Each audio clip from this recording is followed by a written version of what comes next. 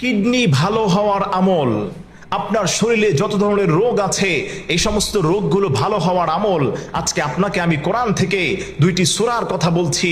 এই দুইটি সূরা যদি আপনি পড়ে সকালে এবং সন্ধ্যায় আপনি যদি ঠিক মতো পানির মধ্যে ফু দিয়ে খেতে পারেন, আল্লাহর কসম খেয়ে বলি আল্লাহর কোরআন সত্য। ওয়ানুনাজ্জিলু মিনাল কুরআনি মা হুয়া শিফাউ ওয়া রাহমাতুল লিল মুমিনিন। কারণ আল্লাহ তাআলা বলে দিয়েছেন এই কোরআনটাকে আমি মুমিনদের জন্য শিফা এবং রহমত হিসেবে নাজিল করেছি। প্রতিদিন চেষ্টা করবেন সূরা ফাতিহা একবার পড়বেন, সূরা ইখলাস আপনি 3 বার পাঠ করবেন, অর্থাৎ সূরা ফাতিহা একবার এবং সূরা ইখলাস 3 বার পাঠ করে তবে এর পূর্বে যে কোনো দুরূদ শরীফ, আপনি দুরূদে ইব্রাহিম হোক অথবা যেই দুরূদ শরীফ আপনার কাছে সহজ হয় সেই দুরূদটা আপনি পড়ে পানির মধ্যে আপনি দহন করবেন। এভাবে যদি আপনি ইনশাআল্লাহ তাআলা 1 সপ্তাহ খেতে পারেন, আল্লাহর কসম খেয়ে বলি আপনার যেই লিভারের সমস্যা, আপনার কিডনিতে সমস্যা, আল্লাহ তাআলা সমস্ত সমস্যা থেকে আপনাকে হেফাজত করবেন।